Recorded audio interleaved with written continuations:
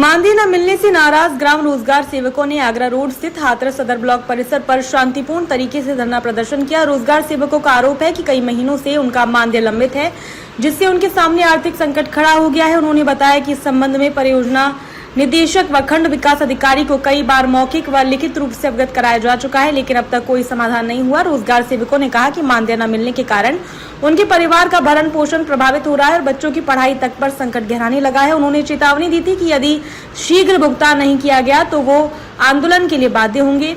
इसी क्रम में शुक्रवार को सभी रोजगार सेवक ब्लॉक पर एकत्रित होकर शांतिपूर्ण धरने पर बैठ गए। धरने की सूचना मिलते ही हाथरस ब्लॉक प्रमुख पूनम पांडे मौके पर पहुंचे और उन्होंने रोजगार सेवकों से वार्ता की। वार्ता के दौरान उन्होंने उनकी समस्याओं को गंभीरता से सुनते हुए संबंधित अधिकारियों से जल्द समाधान करने का आश्वासन दिया। ब्लॉक प्रमुख के आश्वासन के बाद रोजगार सेवकों ने अपना धरना समाप्त कर दिया। इस दौरान रविकांत शर्मा, मुकेश कुमार, किशन अनिल पाठक, प्रशांत शर्मा, लालता प्रसाद, साहब सिंह, महेश चंद्र, लक्ष्मण, सचिन, नन्नू सिंह, नागेंद्र, संध्या देवी, चंद्रमोहन, रवि बाबू, सावित्री देवी, श्यामवीर, धर्मवीर सिंह, शुभम हसन सहित अन्य ग्राम रोजगार सेवक मौजूद रहे।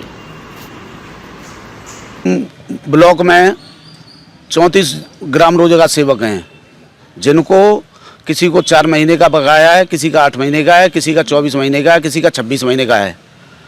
कई बार लिखित में और मौखिक रूप से पीडी साहब और बीडीओ साहब को हमने ज्ञापन दिए हैं, लेकिन अभी तक उस पर कोई कार्रवाई नहीं हुई है। आज से 8 महीने पहले हमारे होल्डिंग अकाउंट में ईपीएफ का भी पैसा आया था, जो हमारे मानदेय से कटता है। वो अभी तक हमारे खातों में, यूएन खातों में नहीं डाला गया है। उससे क्षुब्ध होकर हम सभी हाथरस ब्लॉक के ग्राम रोजगार सेवक आज धरना करने पर बाध्य हुए हैं। कब तक रहेगा ये धरना?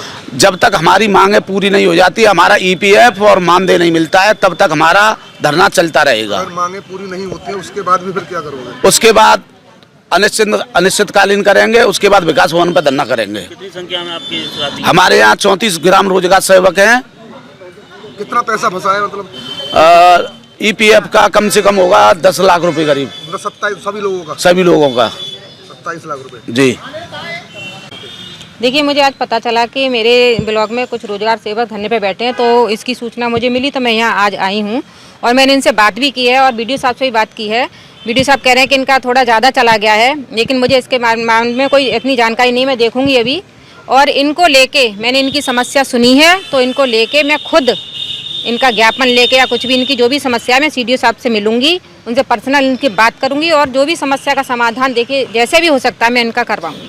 तो फिलहाल ये लोग धरने पर बैठे रहेंगे या अभी समाप्त कर देंगे? नहीं, देखिए, धरने पे जब समस्या का समाधान मैं इनको बोला है कि मैं आपके साथ मैं खुद चलूंगी, तो रुक जाना चाहिए।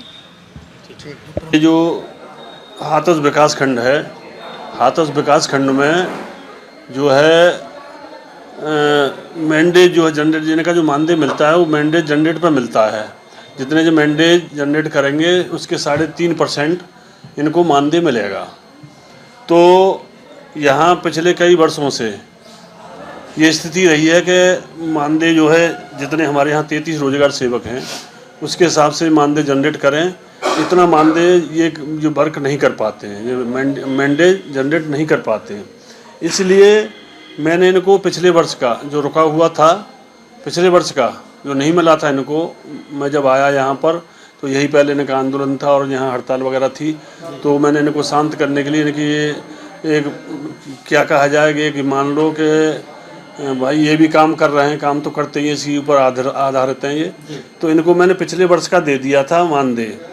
पिछले वर्ष का वो बना रखा था तो डोंगल लगा था उसमें अकाउंटेंट का, तो मेरा भी डोंगल लग गया, तो मैंने इनको मानदेय दे दिया था, तो वो भी ज़्यादा हो गया है। इस प्रकार से इनको जो है मुझे शासन ने वहाँ से नोटिस दे दिया है और नोटिस में जो है 33,57,000 रुपये की वसूली की मेरे के लिए आदेश किए गए हैं कि आपने इनको क्यों दे दिया, जिसमें से 17 लाख रुपए ईपीएफ की धनराशि है वो भी मेरे अकाउंट में पड़ी है, वो भी, लेकिन उसे भी वसूली में दिखा रहे हैं, तो वो तो मैं कोर्ट से बच जाऊँगा उससे, तो हैं कि वो जो मेरे खाते में है इस समय।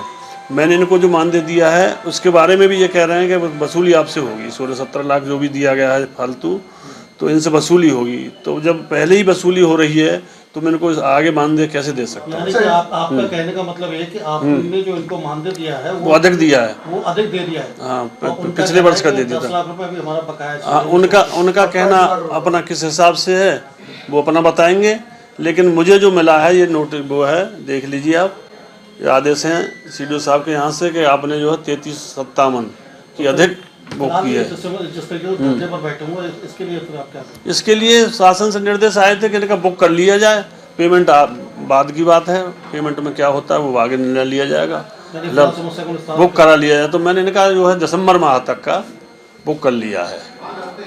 पेमेंट आगे अगर रवैया शासन का रहता है इनके प्रति सॉफ्ट, तो फिर जो है विचार किया जाएगा, अन्यथा दिसंबर तक का बुक है इनका। यानी दिसंबर तक का भुगतान। हाँ, मैं करता हूँ।